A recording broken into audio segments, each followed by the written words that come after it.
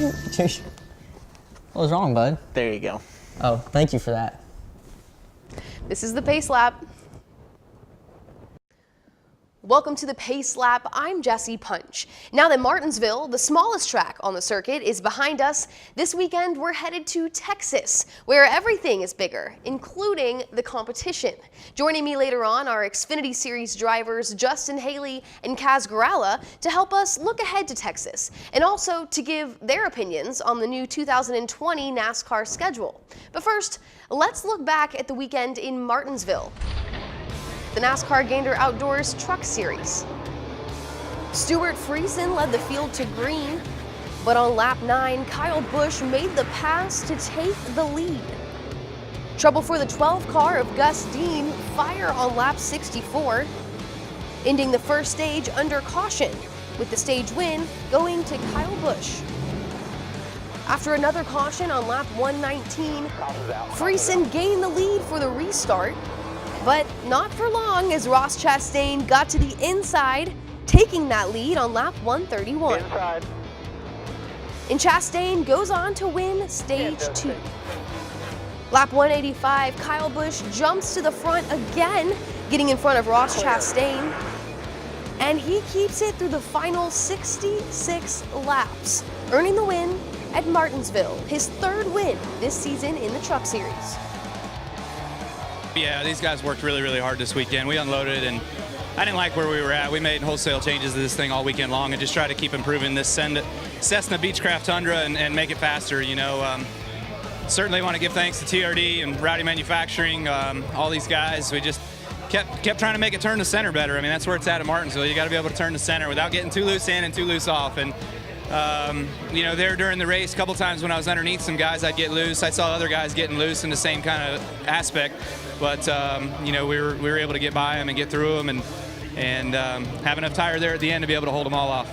We had a fast Carolina F-150, but just needed a little something more. You know, we got beat by the best of the business. He knows what he's doing here, and it was fun following him and seeing how he was pacing himself. You know, that's something I struggled with in the past, and being around him, I kind of took a few notes, and I think I can apply it. But anytime you can restart next to that guy, I try to log in my memory bank so I can try to just get him next time. So we'll see. Overall, a good, happy day. We got some momentum going, and we'll go on to the next race, see if we can beat him next time. Joey Logano started on the pole, but 6 laps in, Brad Keselowski made the pass on the inside to take the lead. And he held that lead for the next 319 laps, but not without some pressure from Chase Elliott behind him. Keselowski wins both stage 1 and stage 2. But on lap 325, Elliott got to the inside, making the pass and taking the lead. But when the caution came out on lap 373, it came down to a race in the pits, with the 2 team coming out on top, giving Keselowski the lead on the restart. And he held that lead spot, holding off Elliott for the remaining 127 laps, earning his second win of the season. What did you learn running second there? Well, I ain't going to tell you what I did learn, Mike, but I'll tell you who I learned it from, Mark Martin. He used to be the best at that, and I follow him too much on Twitter. So I'll give Mark a lot of credit, but Chase, I think, was just a little bit faster than us all race long, at least on the short run, and you know, it came down to it, not a super short run, but kind of a, you know, I would say a half a run at the best at the end, and I knew I had to be a little bit better to beat him. He was certainly faster on that short run, and when he passed me, I learned just enough, and the pit crew got me back in front of him on the next last pit stop, and I was able to kind of apply the lessons. When we come back, I'll be joined by Justin Haley and Kaz Grala to look ahead to this weekend at Texas Motor Speedway.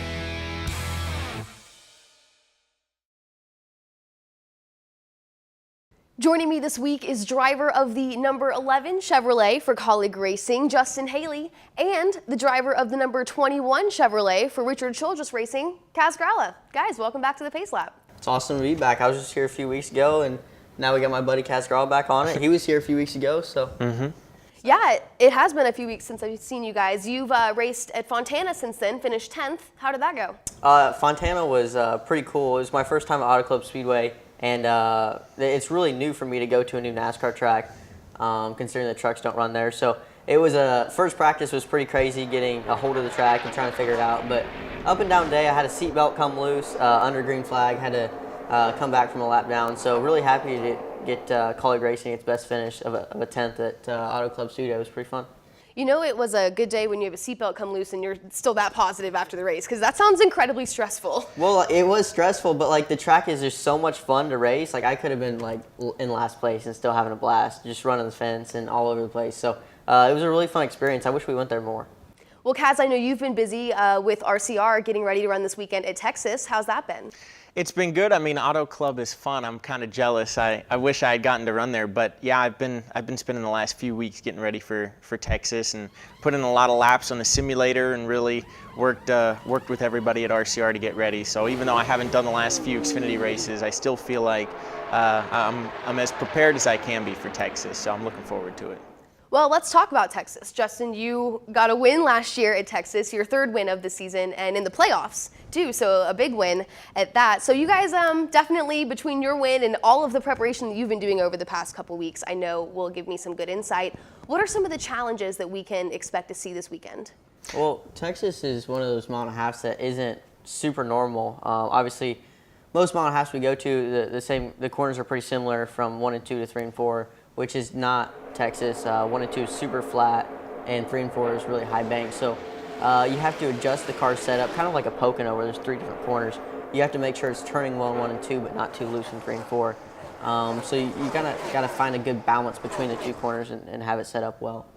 And it's a challenging track. I mean, all the grip is right on the bottom with it being a repave. So you have to be really precise with your line, because if you miss it by even just a tire width, you're going to be a couple tenths off that lap. And certainly if you miss it by a car width, you might be pulling out a backup car. So it's a tough place to get your arms around, and it's one that I'm pretty glad that I've got the preparation going into it that I do have, because it's easy to slip up there in practice and have a costly mistake. So we're going to have a problem-free weekend to have a good race there, but I think we should be able to do that. RCR's had a lot of speed so far this season with Tyler Reddick in the 2-car and on their Cup side as well. So it seems like they're in a really good place. So I've got confidence that the car will unload pretty good, and that makes my job a little bit easier. I can focus on just kind of getting acclimated to the team and the track and getting back in one of these cars. I haven't been on a mile and a half since Homestead, and even that, it's a mile and a half, but it doesn't drive like a mile and a half. The last time I was on a true mile and a half was last May at Charlotte.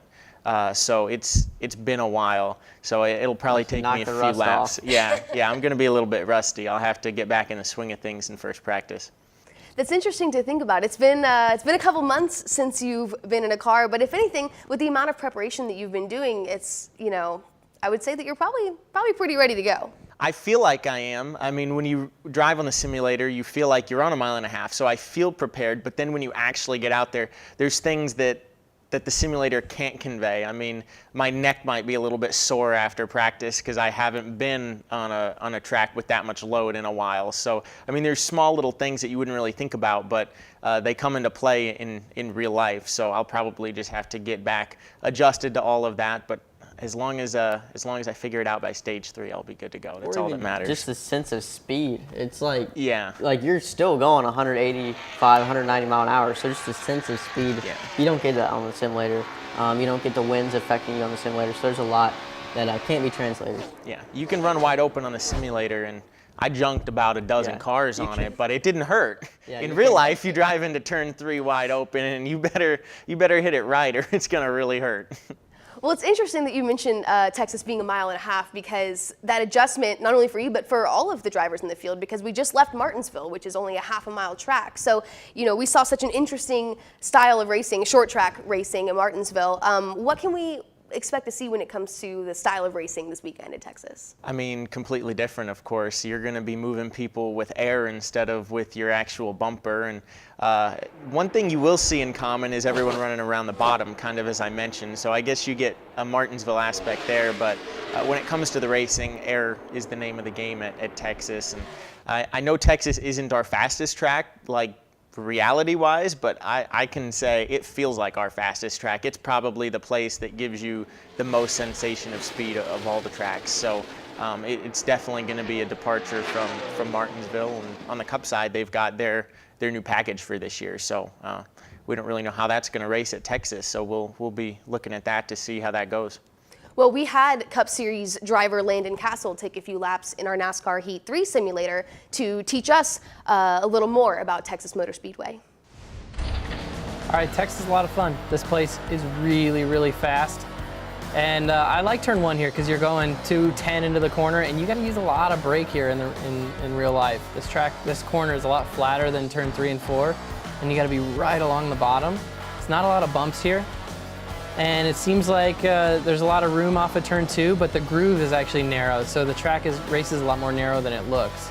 And then turn 3, if I can get into the corner all right, is really just kind of flat out, just a ton of banking, really wide, really fast, but again, kind of a narrow groove with fresh pavement. The sort of quad oval here is really hairy. It's easy to get your left side tires in the grass when you're trying to pass somebody, and it makes for an awkward entry into turn 1, so you gotta be careful there on restarts. But again, off of 2, it gets really flat here. The car can get tight behind other cars. We'll see if I can get through turn 3 here. Usually just a little bit of a lift right here, get the car pointed right back to the throttle, wide open, as close to the yellow line as you can get it. And then again, it'll get loose right here off of 4. If you can hang on to it, just get as close there as you can to the grass. Try not to clip it if you have someone underneath you. And that's a lap around Texas. When we come back, we're going to look at the newly released 2020 NASCAR schedule and hear the guys' opinions on some of the major changes.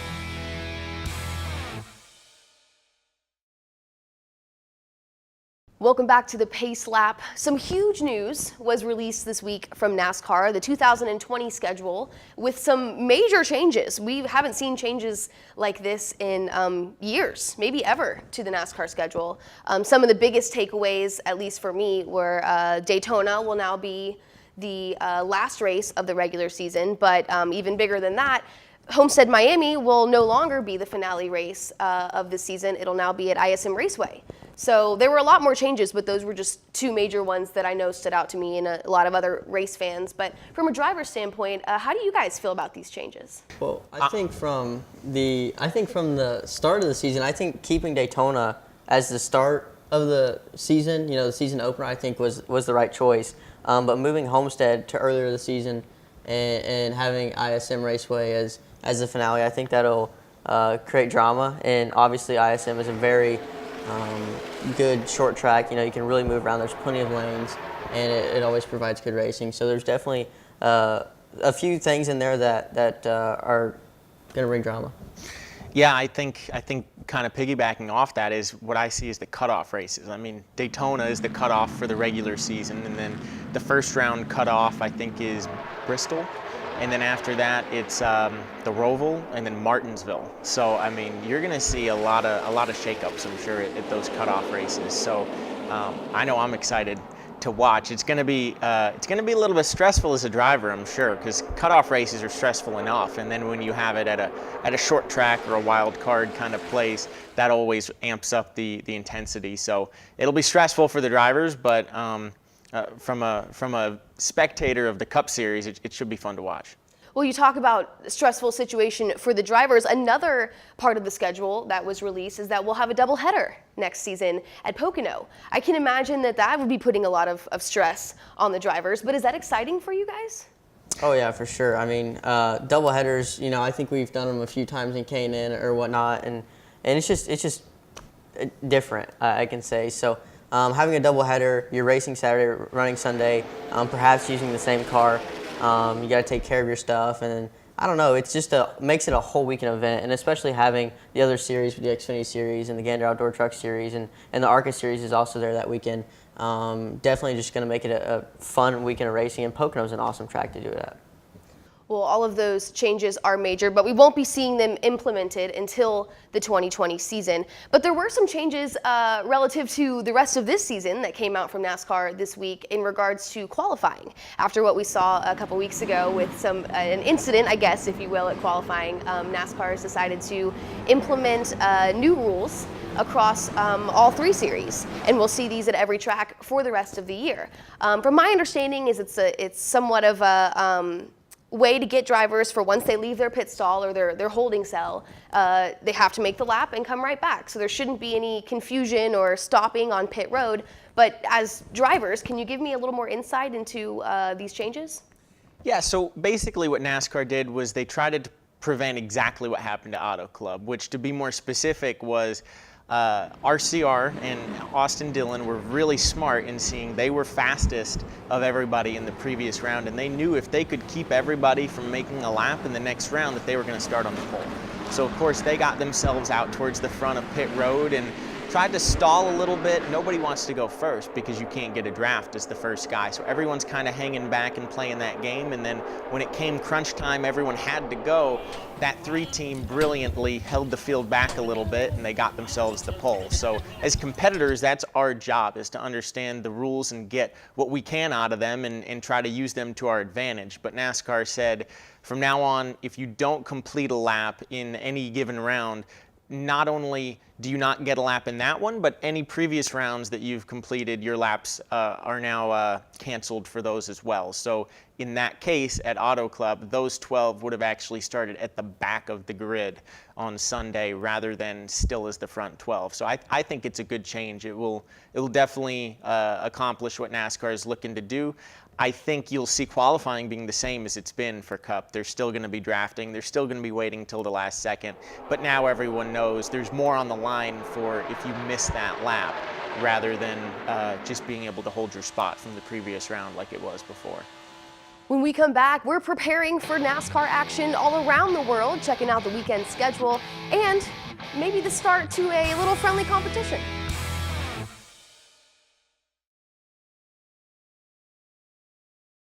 All this talk about Texas has us ready to go race this weekend. Justin looks like he's very ready to go to Texas. You look more than prepared to take on the South. Texas has always been one of my best tracks. Got a really good average finish there. But I was told to bring the old hat, the Cowboy hat, out of the trophy room and wear it today to get ready. So I don't know how many times I've worn this, probably in Victory Lane and today. Maybe a few days after my race win last year. But I'm not too big of a Cowboy guy, even though I'm from Indiana, so I'm not sure how I feel about it, but winning's fun.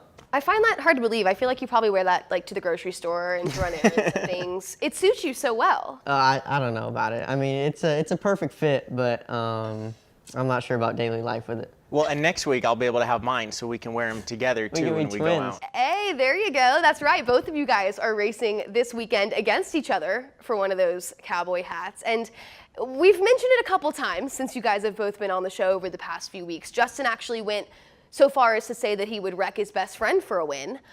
So if that says anything, I definitely think there's a little bit of a competition or a friendly rivalry going on here. And you guys have both agreed to put up some kind of a bet or a wager as to who might finish first. Here, we made it pretty official for you guys. The Lone Star Showdown this weekend at Texas between Kaz, the Cat Grala, and Justin, the Haley. Yes, we're coining that nickname, the Haley, here on the Pace Lap. What do you guys think? Personally, I just got a new pup, so I thought it'd only be appropriate that Kaz would pick up its belongings after it went to the restroom, but he shut it down, so I think a very more friendly competition is when we come back on the show to debrief Texas. Whoever loses has to wear that person's apparel. So obviously, you'll see Kaz in a Justin Haley shirt in the upcoming weeks here on the Pace Lap. You seem very confident in that. Yeah, I disagree. I think for sure I'll be able to take him at Texas. He might have a win there, but I've got way more Xfinity starts, and I'll be in the legendary 21 car. So I think we can go pick up a Cowboy hat this weekend. But we are kind of like teammates, so we will be working together all weekend. We'll be debriefing and leaning on each other for notes. We've got very similar cars, so at the end of the weekend, we'll actually be helping each other out a good bit with his experience and my first time at Texas in Xfinity cars. So I'm really looking forward to it and having actually someone that I talk to outside of racing to lean on this weekend. Yeah, we'll be friends up until the last lap at least, for sure, and then the gloves can come off. Or the first lap. Or the first lap. Well, it should be a good weekend for both of you guys. Probably maybe a better weekend for one of you than the other. And as much as, you know, I would love to see you have to clean up after Justin's dog, you shut that one down pretty hard. So I guess, like you said, the official wager will be the next time one of you is on the show, whoever it is that comes in second behind the other must wear the other's gear or merch. So should be pretty interesting. I'll be anxious to see how this weekend shakes out for both of you in the Lone Star Showdown. Sounds good. I can't wait. Well, the Lone Star Showdown isn't the only event we have this weekend. There's actually a lot of racing, and a lot of racing around the world. Kicking off the weekend at Texas Motor Speedway, the NASCAR Gander Outdoors Truck Series on Friday. And on Saturday at Texas, the NASCAR Xfinity Series. Also on Saturday, the Whelen Modified Tour is at South Boston Speedway, and the K&N Pro Series West is at Irwindale. On Sunday, the first race of the season for the Peak Mexico Series, and the Monster Energy NASCAR Cup Series rounds out the weekend on Sunday at Texas. A lot of racing this weekend. I know I'm looking forward to watching all of it, especially now knowing that there's a little friendly competition going on in the Xfinity Series race. But you guys, I'm sure, are more than prepared. When do you head out to Texas? We leave Friday morning, and like you said, I'm super excited to watch all the racing this weekend, but I'm even more excited to race my best friend here at Texas and in that Xfinity race, so really pumped. We'll see who gets the best on track, but I mean, I think I got the best sponsor on track covered for this week, and I've got Hot Scream Spicy Ice Cream, so next time I'm on the show, I'm going to have to bring you in a little bit of sampling. Did you say spicy ice cream? Spicy ice cream, yes. I think that's the first time I've ever heard of spicy ice cream. Is it good? It's awesome. You got to try it. Everyone's got to try it because it seems a little bit weird, but it is awesome. Well, I unfortunately am not heading to Texas this weekend, so I expect some spicy ice cream, some hot scream next time you're on the Pace Lap, whether you're wearing a Justin Haley shirt or not. I expect some ice cream. Well, we'll have to see after this weekend at Texas. Thank you guys again for coming on the show. I always love having you on. It's always fun when I can get both of you guys together, too. Hey, and I even look better in a cowboy hat than before. I didn't think I could look any better until you put a cowboy hat on me, so I'm excited to wear 2 of them next time. You're always full of surprises, you know? Continue to amaze me. Well, that's all for this week's episode of The Pace Lap. I'm Jessie Punch here with Justin Haley and Kaz Grala. Thanks for watching. We'll see you at the track.